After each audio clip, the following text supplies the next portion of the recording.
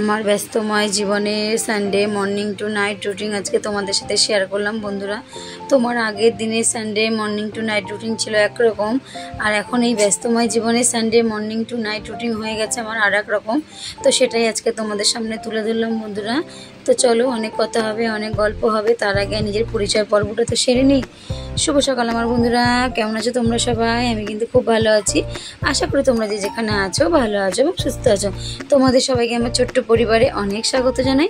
হুগলি জেলার ছোট্ট একটি শহর ব্যান্ডেল থেকে আমি সোমা চলে আসলাম। দেখো, আজকে আবার নতুন একটি দিনে নতুন একটি সকালে। তো আজকের বারটি হচ্ছে রবিবার আর তারিখটি হচ্ছে 10ই আগস্ট। তো সকাল সকাল ঘুম দিয়ে উঠে দুপুরে জল দিয়ে আসবে সমস্ত কাজবাজ সেরে নিয়েই চলে এসেছি একদম ফুল তুলতে। আর জামা কাপড় যেটা ধুয়েছিলাম হালকা সকালের দিকে সেটাই ধুয়ে মেলে দিয়েছি। বড়দের প্রণাম, ছোটদের বুক ভরা ভালোবাসা দিয়ে তোমাদের সাথে আর একটা দিন তোমাদের সঙ্গে নিয়ে পাশে নিয়ে নতুন একটা দিন চলা শুরু করলাম।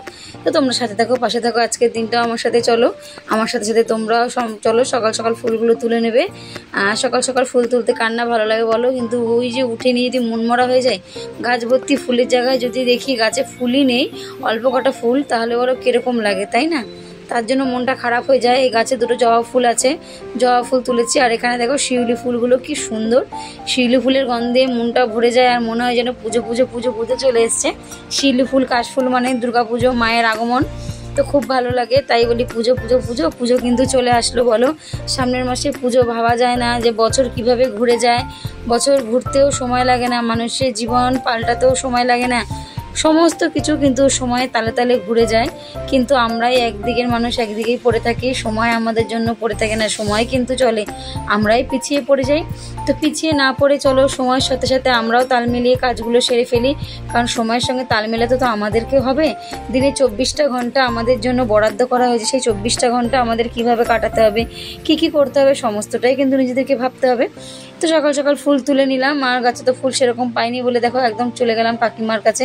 তো নীলকণ্ঠ ফুল নেব, সকাল সকাল গিয়ে কাকিমার কাছ থেকে ফুলটা এনে রেখে গেলে কি হয়, আমি সমস্ত কিছু রেডি করে গেলে মাম্মাম পুজোটা দিয়ে দেবে। তো নীলকণ্ঠ ফুল নিলাম। আর আসার সময় ওখানে কাকিমার কাছে থেকে কি সেই নাকচাপা ফুলগুলো ফুটেছে, কত সুন্দর হয়ে রয়েছে, দিয়ে ফুলগুলো তোলে না, আমি আবার তুলে নিয়ে আসলাম। তো ওখান থেকে হাত বাড়িয়ে পাশের বাড়িয়ে কটা ফুল নেওয়া গেছিলো, তো ওখান থেকে বেশি নিতে পারলাম না, যেহেতু পাঁচিলে পেরেক দেওয়া, একটা কি দুটো নিয়েছি, দিয়ে ছেড়ে দিয়েছি, যে যা আছে তাই দিয়ে দেওয়া যাবে। ঠাকুর তো বলেনি আমাকে তুমি গাদা গাদা ফুল দিয়ে পুজো দাও, ঠাকুর বলেছে তোমরা মনে ভক্তি থাকলে শুধু তুলসী পাতা দিয়েও পুজো করা হয়। তো সীমিত একটা ফুলেও কিন্তু ঠাকুরের পুজো হয়ে যায়, গাদা গাদা ফুল প্রয়োজন হয় না পুজো দিতে। তারপরে যে ফুল নিয়ে দেখতে এত সুন্দর লাগে, আর ফুল তোলা এমনই একটা নেশা না, যে একটা ফুল তুলতে তুলতে মনে হবে কি আরও যে কত ফুল তুলে নিই, তার কিন্তু শেষ থাকে না। মনে হয় গাছটা পুরো সাদা, গাছটা একদম ফুল তুলে নিয়ে ফাঁকা করে দিই, এরকম হয়। আর নাকচাপা ফুলগুলো দেখেছো কীরকম কত সুন্দর লাগে দেখতে। আর এখানে দেখো সকাল সকাল 2 কাপ রচা তোমার দাদাভাই করে নিয়েছে, বিস্কুট দিয়ে খেয়ে নিচ্ছি, আর তোমার দাদাভাই রুটি দিয়ে খাচ্ছে, আমি আর বিস্কুট।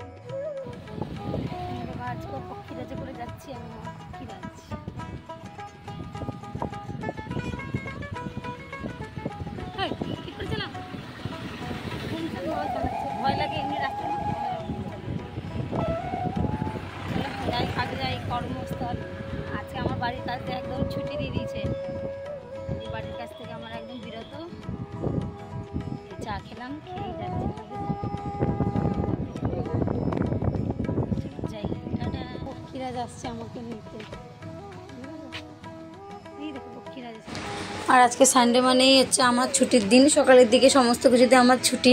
তো রবিবার যেহেতু তোমার দাদাভাই বাড়িতে, কেউ আমাকে একটা দিন ছাড় দেয় যে তুমি একটুখানি ঘুমো, কারণ তুমি তো সময়ই পাও না ঘুমোতে, একদম এত খাটাখাটনি হয় তোমার যে ঘুমের টাইম তুমি পাও না। তাই তুমি আজকের দিনটা একটুখানি ঘুমো, উঠবে, হাত মুখ ধোবে, চা খেয়ে কাজে চলে যাবে, বাদবাকি কাজটা আমি করবো। যতই দেখো আমার মনে আশ্বাস দিক, তাও তো কেমন লাগে তাই না, যে ও তো একটা দিন ছুটি পায়, আমিও একটা দিন ছুটি পাই, তাই সমস্তটা যদি ওর উপর চাপিয়ে দিই সেটাও তো খারাপ লাগে তাই না। তার জন্য যতটা পেরেছি নিজে করে রেখে এসেছি। আর বাদবাকি বলতে আজকে কিছুই ছিল না সেরকম। তো জামা প্যান্টও আমি 10টার সময় গিয়ে কেচে দিয়েছি, বাসন ধুয়ে দিয়েছি। আর আজকে দুপুরে রান্নারও ঝামেলা ছিল না, আজকে পান্তা ভাত সবাই দুপুরবেলা খেয়েছি। সবাই বলতে আমি তো খাইনি, তোমার দাদাভাইয়ের মাম্মাম খেয়েছে, আমি পান্তা ভাত খেতে পারি না বলে জানো তো মাম্মাম আর তোমার দাদাভাই আমাকে পান্তা ভাত খেতে দেয়নি। আমাকে মা বললো তুই তো পান্তা ভাত খেতে পারিস না, তুই গরম ভাতটা খা। মানে মা গরম ভাত করেছে, ওখানে সবাই খেয়েছে, আর পান্তাটা ছিল, ভেবেছিলাম আমি আর তোমার দাদাভাই দুপুরবেলা খেয়ে নেবো। কিন্তু ওই যে আগের দিনে আমি পান্তা খেতে পাইনি, আমার খিদে থেকেই গেছিলো পেটে, তার জন্য কিন্তু আমাকে ওরা কেউ পান্তা খেতে দেয়নি, বললো তুমি খেতে হবে না, আমরা পান্তা খাচ্ছি, তুমি গরম ভাতটা খেয়ে নাও।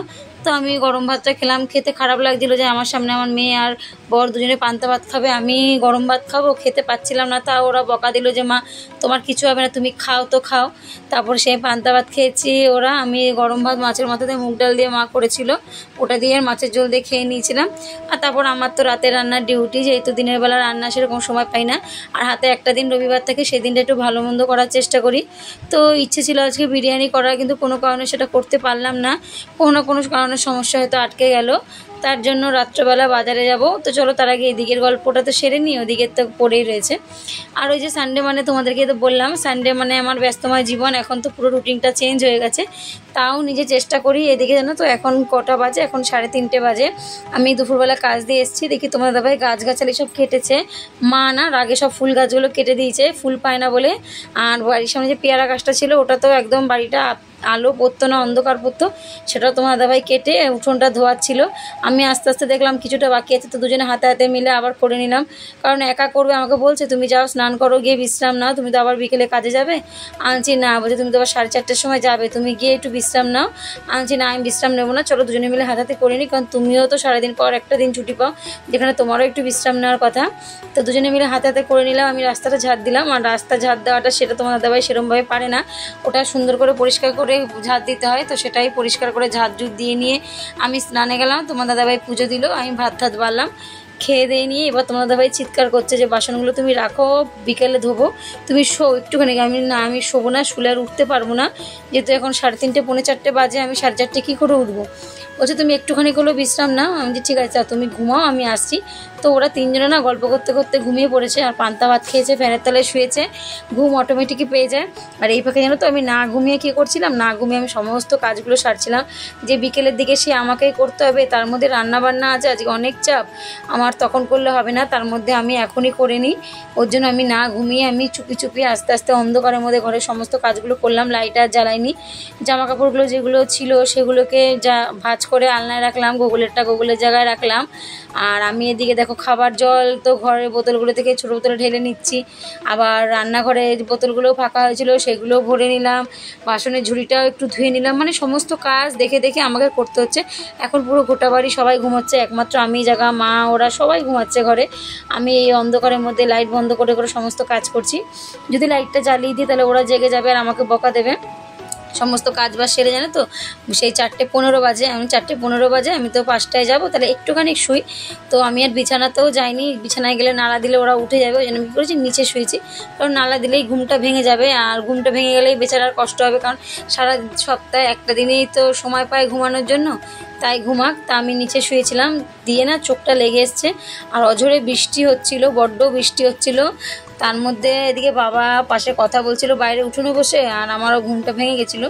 উঠে পড়েছি, উঠে পড়ে সেই কাজে গেছি, যেন 5টায় এসছি, 7টায় অনেক কাজ করতে হয়েছে কাকিমার বাড়িতে, মোচা ছাড়ানো, রুটি ডাল, গ্যাস ট্যাস পরিষ্কার সমস্তটা করেছি। দিয়ে এসে 7টা বাজে। এদিকে আজকে মাম্মামকে একটু ঘুরতে নিয়ে যাওয়ার কথা ছিল, কিন্তু কী করব, দুঃখের বিষয় যেতে পারলাম না। 7:30টার মধ্যে কখন কোথায় যাব, এসে কী বা রান্নাবান্না করবো।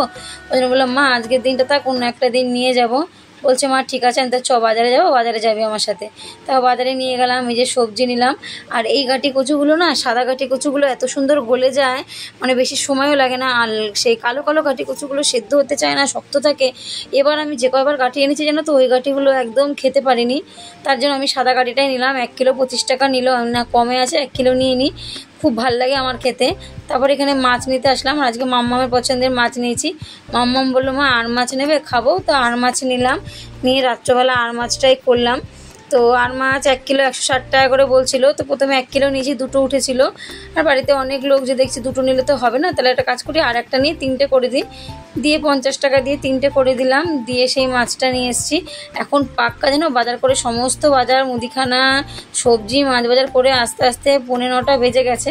তারপর গোগলের জন্য আবার ঘুড়ি লাটাই নিলাম, তোমার দাদাভাই জুতো নিলাম। গোগল ঘুড়ি লাটাইয়ের জন্য খুব বায়না করছিল, দেবো দেবো করে না, আর দেওয়া হয়নি। তো আজকে দেখলাম গেছে যখন একবারে সমস্ত কাজ সেরে নিই, কারণ রোজ রোজ তো আর আমার সময় হয় না, আর পারিও না। তো গিয়ে সমস্তটা এনে 9:45 বেজে গেছে। এবার আমি এসে তাদের করে ভাতটা বসিয়ে দিয়েছি। আর ভাগনাবুকে বললাম তুই আমাকে শিগগিরই মাছটা একটু ধুয়ে দে। ও মাছটা ধুয়ে না মাছটা ভেজেও দিয়েছিল ওদের মানে মায়ের গ্যাসে। তো আমার এদিকে একটা কাজ আগিয়ে গেছিলো, এদিকে আমি ভাতটা এক হাঁড়িতে বসিয়ে একটা গ্যাসে আর একটা গ্যাসে আমার মশলা কষাচ্ছিলাম। তাহলে কী হবে, তাড়াতাড়ি হয়ে যাবে, কারণ বাচ্চাগুলো তো খাবে, ওদেরও তো খিদে পায়।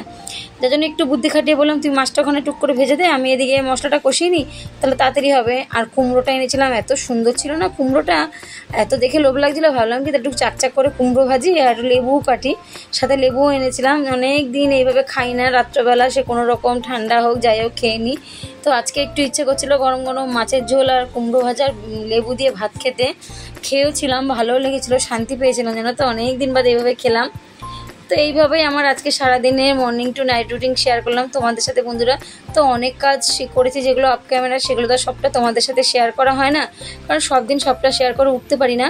আর ওখানে বিস্কুট দেখেছো কি, ওখানে বিস্কুটটা রেখেছি, আমি তোমার দাদাভাইয়ের কাছে চেলাম যে আমাকে একটু বিস্কুটটা দাও না, আমার খুব খিদে পেয়ে গেছে। চেলামটাও ভুলে গেছে বন্ধুরা, চাইলাম, খিদে পেয়ে গেছে, কিছু খেতে পারিনি। কাজ থেকে এসেই দৌড়েছি 1 কাপ চা বিস্কুট খেয়ে বাজারে। তো খিদে তো পাবে, বলো 9:30 বাজে। তারপর তোমার দাদাভাই 2টো বিস্কুট দিল, আমি বিস্কুটটা খেলাম, খেয়ে তারপর রান্নাটা করলাম। দিয়ে রান্নাবান্না সেরে গ্যাস ট্যাস মুছে পরিষ্কার করে আর একটু ধনেপাতা দিয়েছিলাম। মাম্মাম বলেছিল মা ধনেপাতা দিয়ে ঝোলটা করবে, ওর খেতে ইচ্ছা করছিল। তো ওর আবদারে মাছের ঝোলটা করে দিলাম, আবার গোগলের আবদারে ঘুরিলাটাই এনে দিলাম। তো এই ছোট ছোট আনন্দ যদি মানে সবার সঙ্গে ভাগ করে নেওয়া যায় তাহলে কিন্তু খুব ভালো লাগে। আর ছেলেমেয়ের আনন্দে মা বাবার আনন্দ, এটা হচ্ছে মানে যুগ যুগ ধরে হয়ে আসছে। এটা আমি বলে না, প্রতিটা বাবা মার কাছে ছেলেমেয়ের আনন্দ মানেই বাবা মার আনন্দ। তো ওরা যাতে খুশি হয় আমিও তাতে খুশি, ওদের খুশিতেই আমি খুশি। কথা জানা, তোর হাসিতে আমি হাসি, তো সাথে ওদের হাসিতে আমি হাসি, ওদের দুঃখে আমিও কষ্ট পাই। তো এরকমই হচ্ছে একটা ব্যাপার। আর এদিকে আমার মাছের ঝোল কিন্তু ডান হয়ে গেছে, এবার গ্যাস ট্যাস পরিষ্কার করে খেতে দিয়ে দেবো সবাইকে। তো চলো বন্ধুরা, আজকের মতো ভিডিওটা এখানেই শেষ করলাম। জানি না ভিডিওটা কেমন হলো, আশা করি ভিডিওটা তোমাদের একটু হলেও ভালো লাগবে। যদি ভিডিওটা ভালো লাগে অবশ্যই তোমাদের সুন্দর একটা কমেন্টের মাধ্যমে আমাকে জানিয়ে দিও বন্ধুরা। আর তোমাদের কমেন্ট পড়ার জন্য কিন্তু আমি সবসময় বসে থাকি, আর এত ভালো লাগে কি বলবো। সবাইকে অসংখ্য ধন্যবাদ যারা এত সুন্দর সুন্দর কমেন্ট করছে আমাকে, দিদিভাই দাদাভাই, আমার যারা বয়স জ্যেষ্ঠ আছে সবাইকে অসংখ্য ধন্যবাদ এত সুন্দর সুন্দর কমেন্ট করার জন্য। আর এইভাবে আমার পাশে থেকো বন্ধুরা, তোমাদেরকে পাশে নিয়ে আমি চলতে চাই আমার প্রতিটা পদক্ষেপ। তো চলো আজকের মতো এই পর্যন্তই, tata, good night, love you all বন্ধুরা। আবার কালকে দেখা হবে। আর এখানে দেখবে আমার নাতি কি সুন্দর একটা পতাকা এঁকেছে, সেটাও তোমাদের সাথে শেয়ার করে দিলাম, মানে যেটুকুনি পেরেছি শেয়ার করার মতো সেটুকুনি করে দিয়েছি।